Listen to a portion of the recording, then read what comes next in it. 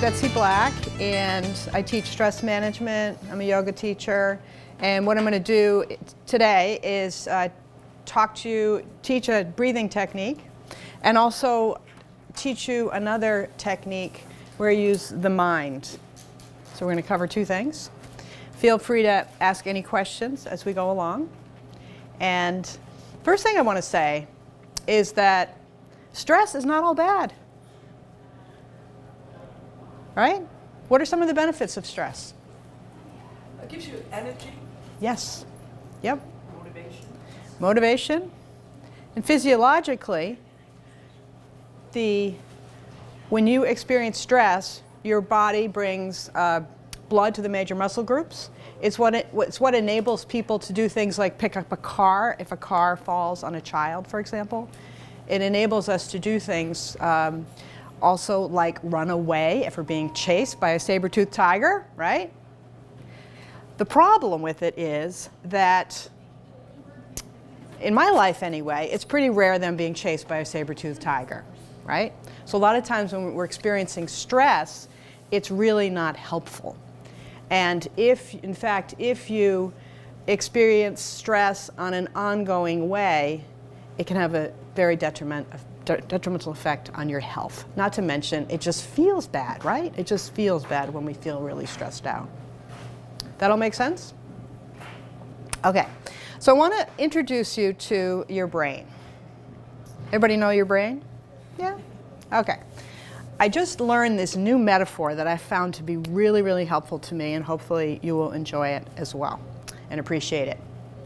So when you think about the brain, the human being has obviously evolved over millions of years. And our most developed part of our brain is the fight or flight, the amygdala.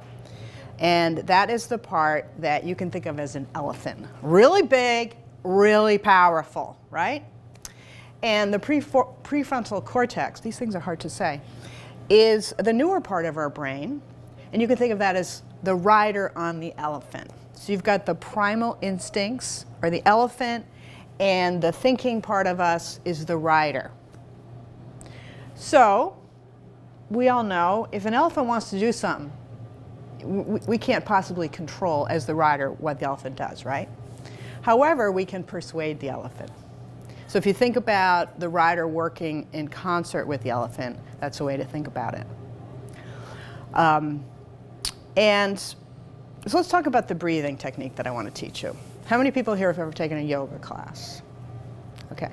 One of the reasons that you feel awesome after a yoga class is you tend to have breathing as part of the class, and it has a physiologically soothing effect.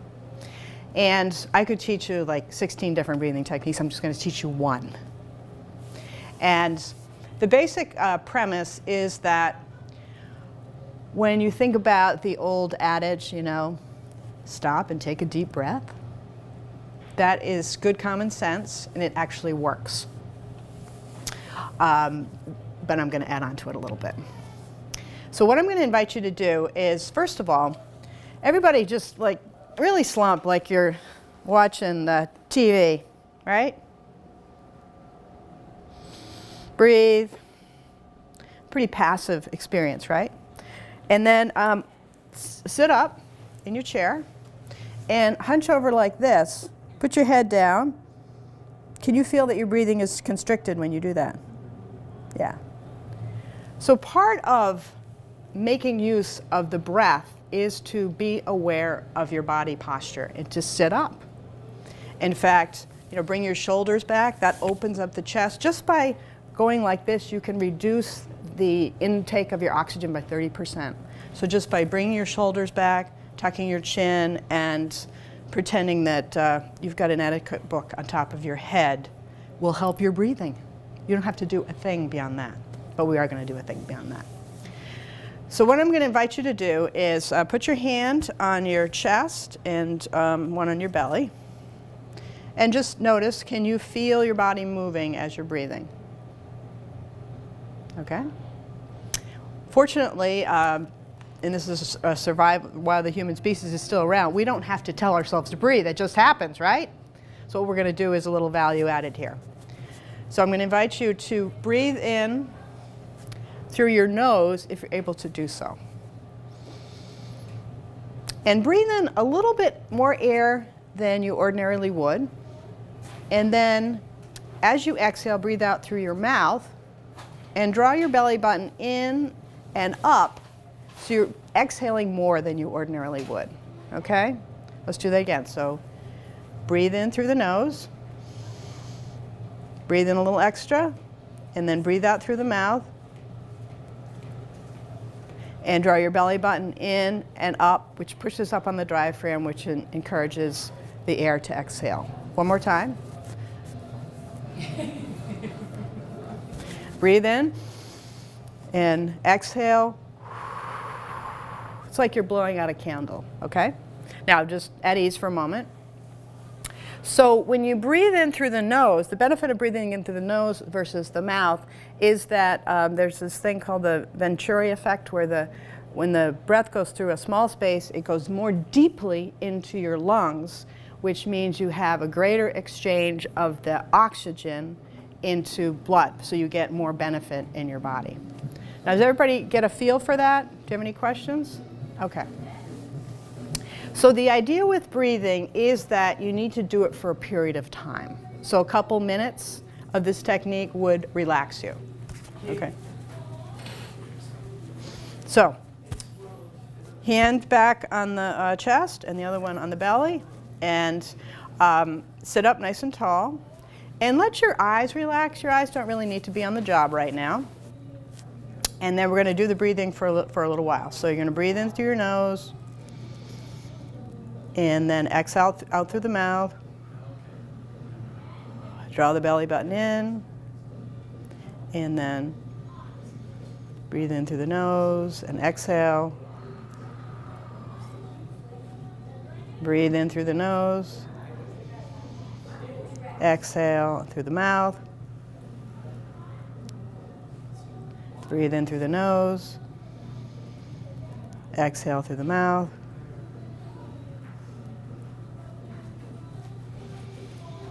Inhale.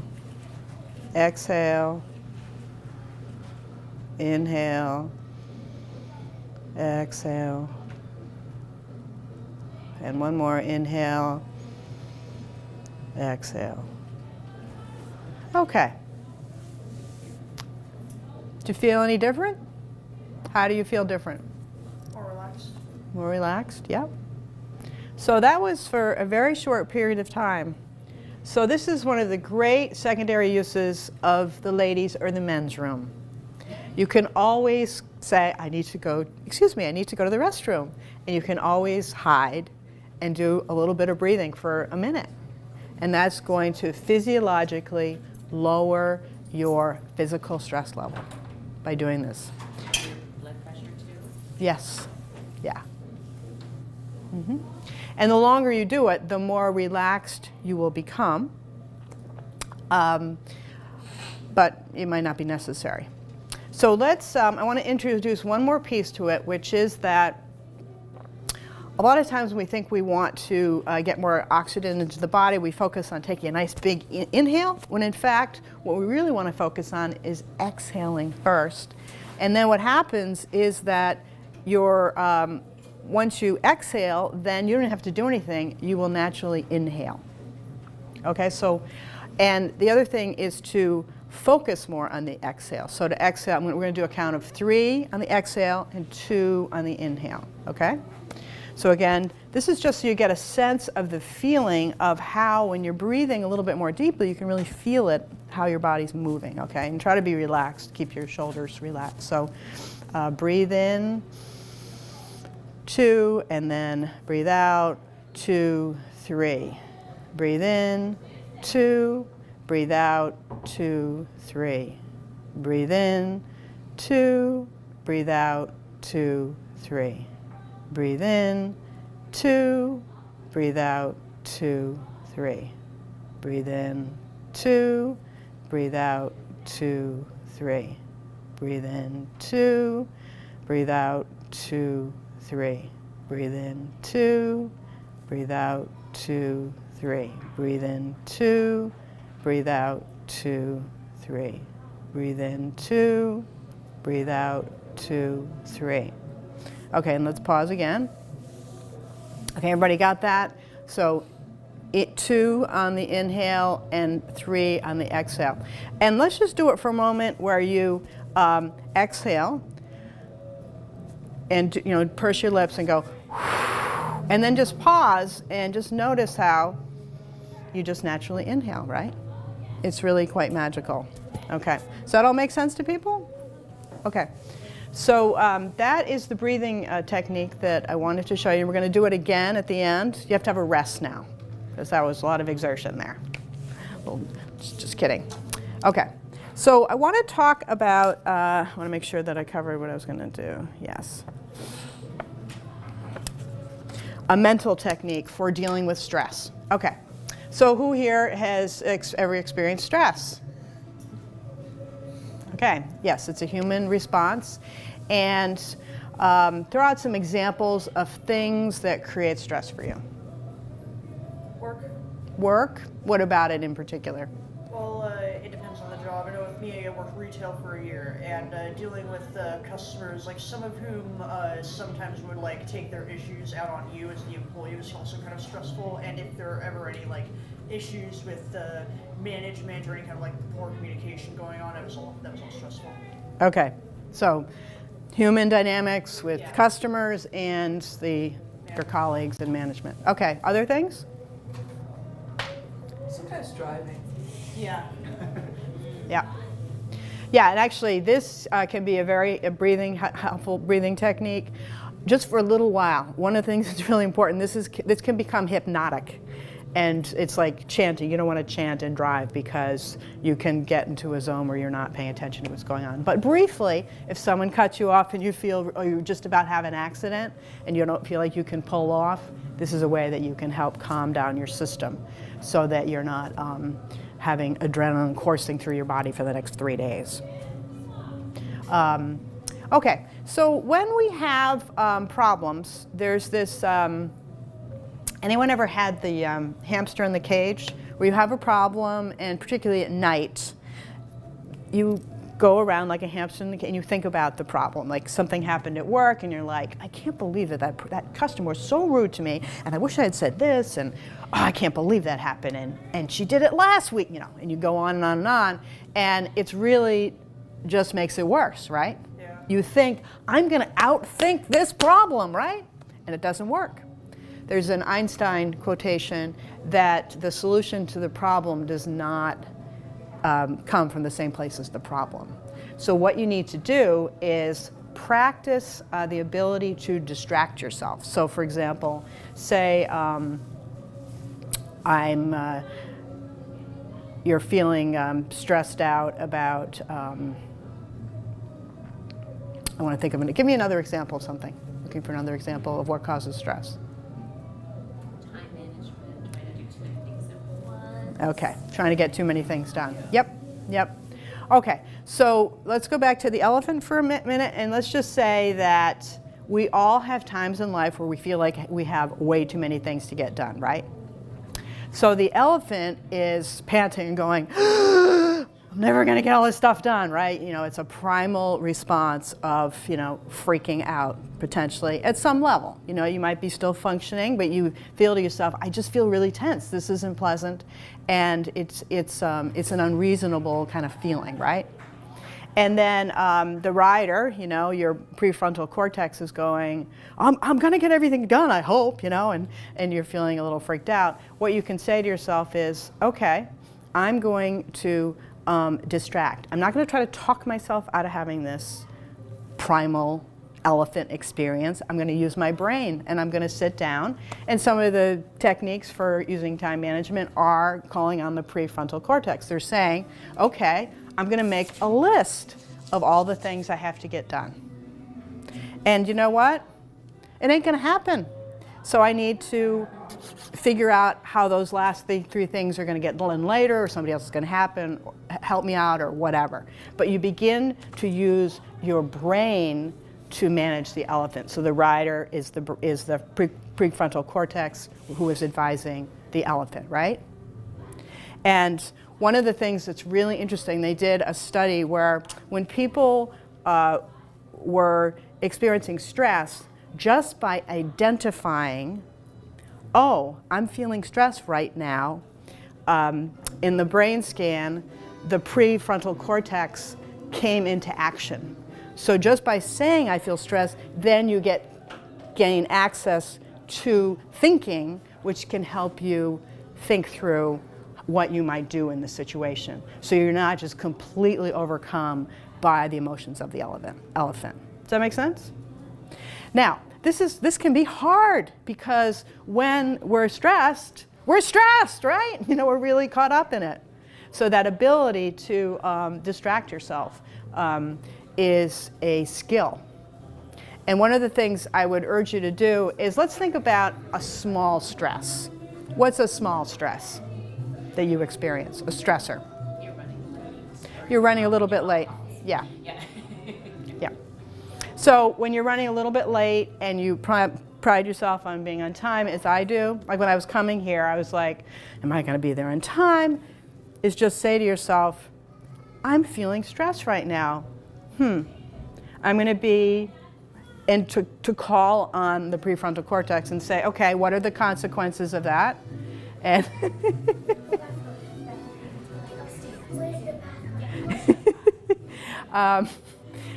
to use your brain to think about the situation.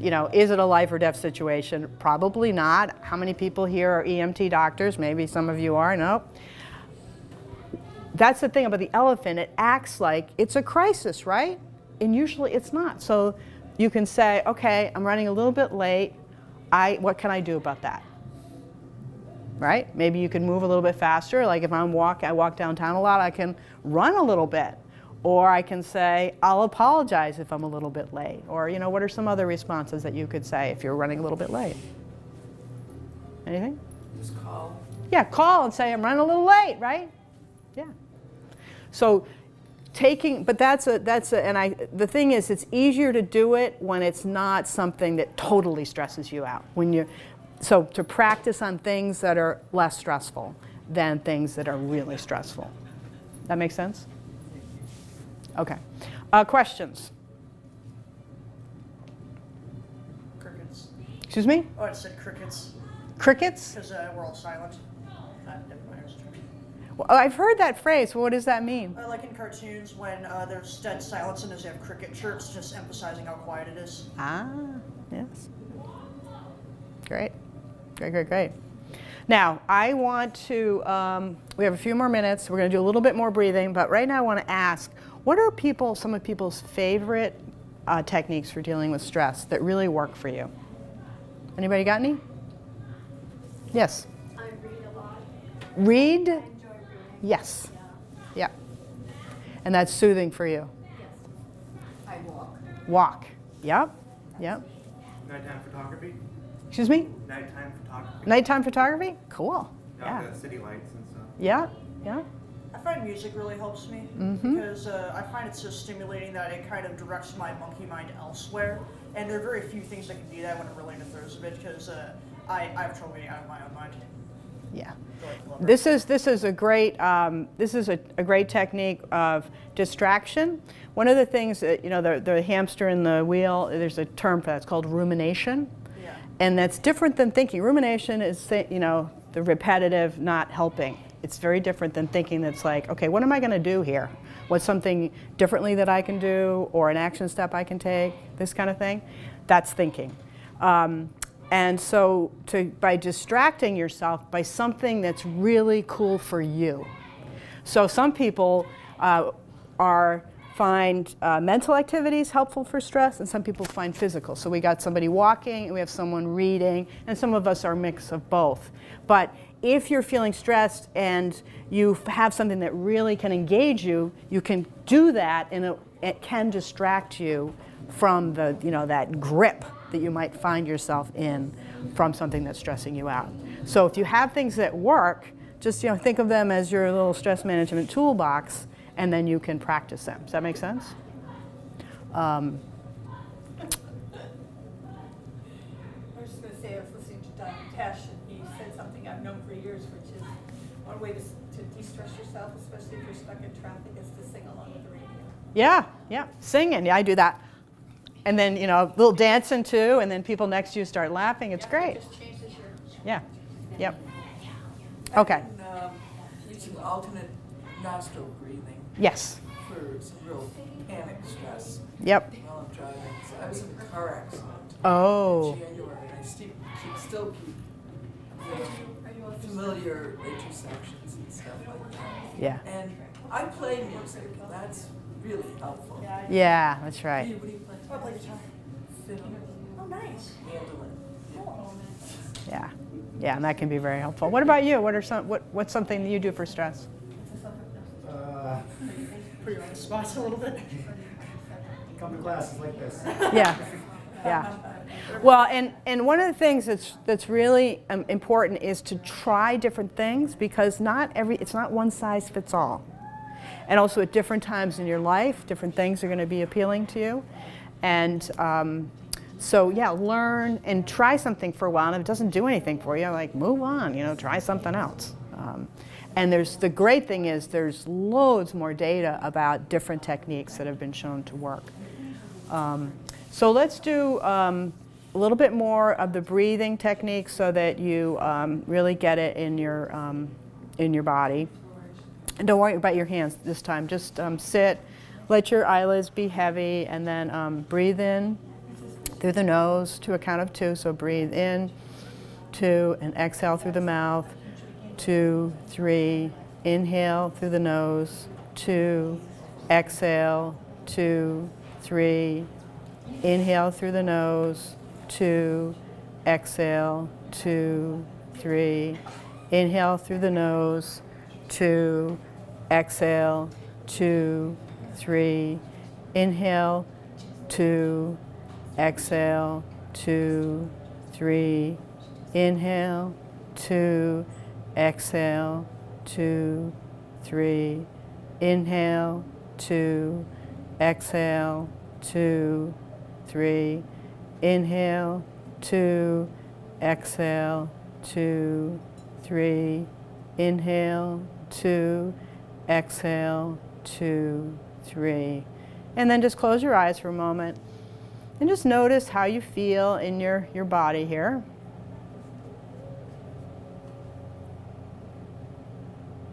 And then open your eyes. So that's another tool for your toolbox. Pleasure to be with you all.